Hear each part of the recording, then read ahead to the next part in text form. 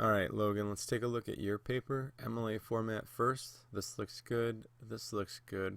Except you need the 23 before the November. So 23 November 2016. No punctuation whatsoever.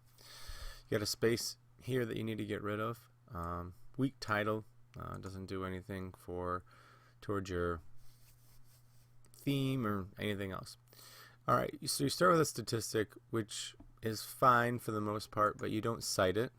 So remember, anything that's you had to look up that's not your own thinking, you need to cite. So you need a citation here. And then the problem is you jump right into the topic. So if you're going to use a statistic, follow it up that connects it, a sentence that connects it with Macbeth somehow. So how can you connect the idea that people are diagnosed with this disease to what Macbeth was going through, other than just saying he suffered from it? Okay.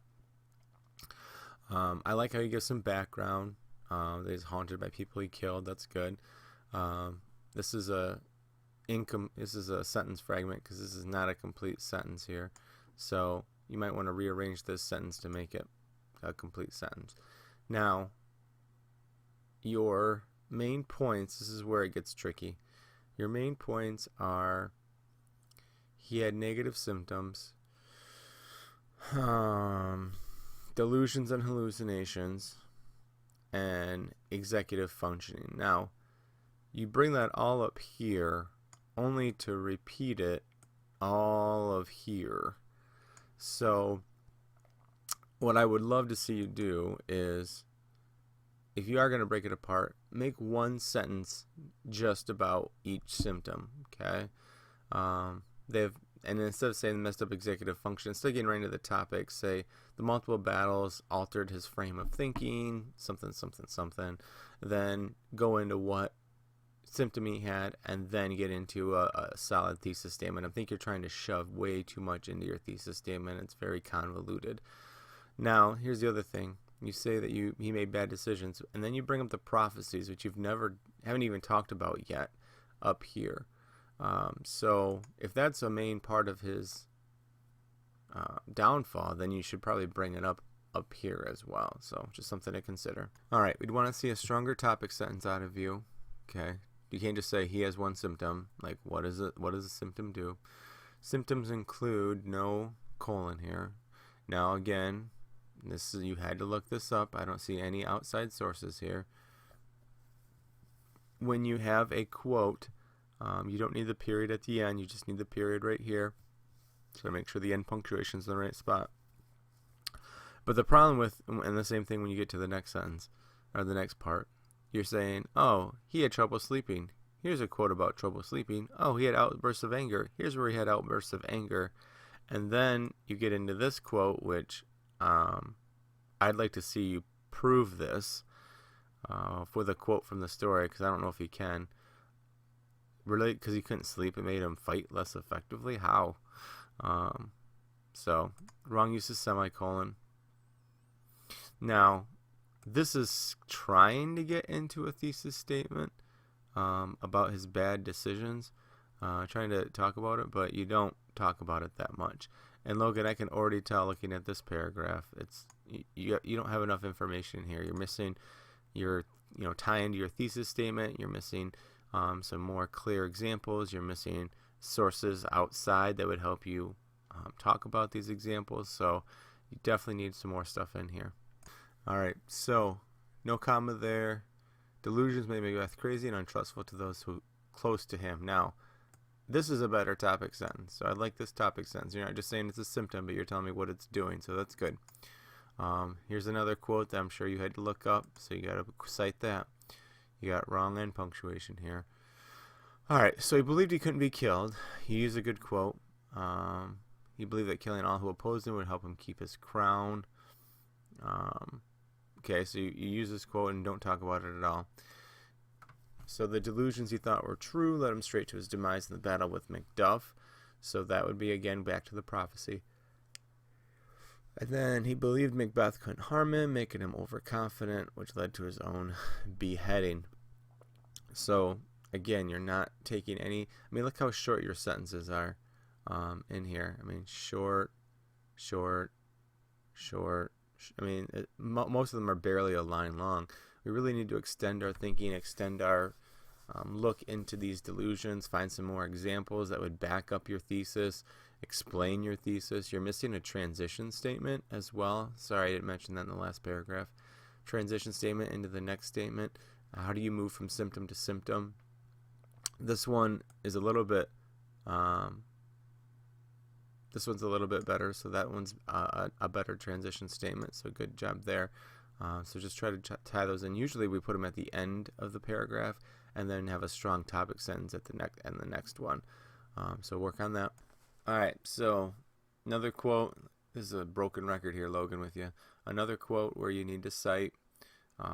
This is an incomplete sentence.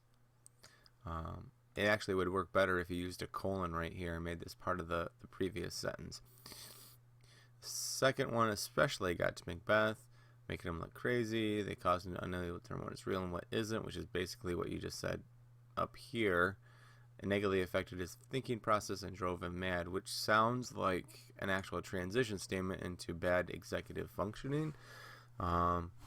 So if that's the case, you really have talked very little about your thesis statement and how it applies to the hallucination. I'd love to see, again, outside sources. I mean, I can't emphasize to you enough how much this is plagiarism when you don't have any in-text citation. So something you really got to do in your rewrite. All right, Logan, I got good news and bad news about this particular paragraph.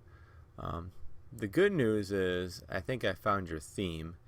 The bad news is it's in the wrong place. Okay, so this whole paragraph goes back to the prophecies, which I was wondering how they fit in up here with your thesis statement, because you talked about creating a lust for power, screwed up his executive function, and then prophecies. Okay, so basically when you said at the beginning that it was the battles that screwed him up, really what you're telling me in this paragraph, the one symptom that starts Macbeth's rise to power is this executive decision-making functioning, how it falters.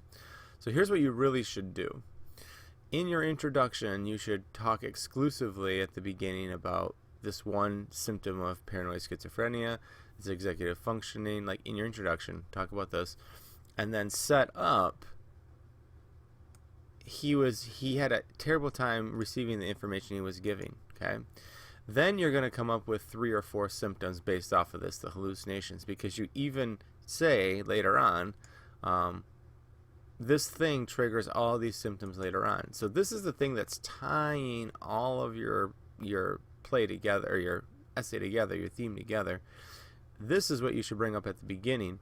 Then the symptoms listed after that are all because of that. Because of this, here's what happens. So your thesis statement revolves around this. Now, luckily for you, your thesis statement is basically that. Like, because of these prophecies he made terrible decisions that led to his ultimate demise.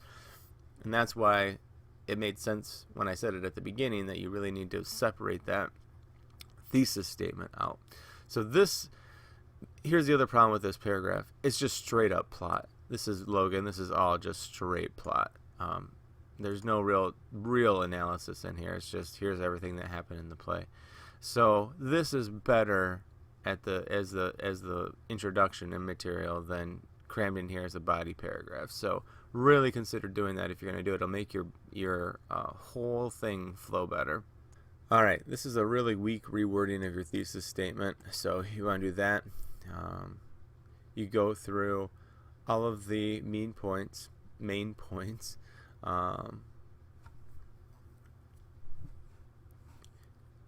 This is the wrong use of semicolon.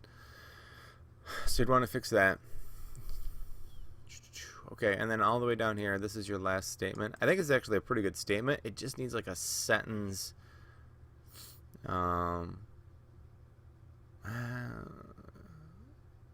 I feel like it needs like one more sentence here to kind of set it up here at the end. So maybe one more thing there. Okay, works cited page, you got a space issue there. It is in alphabetical order. This is all correct. This is one I would probably start with that. Get rid of this because it's not a true author, so I would get rid of that. And again, here's your problem. You say, here are your works cited. What does it mean to have a works cited page? It means that these things are cited in your text and you have none of these citations except the play. So again, theoretically, you plagiarized a bunch of your paper. So Logan, hopefully we figured out how to fix your paper. Hopefully you know where to go. Let me know if you have any questions. Otherwise, good luck on your rewrite.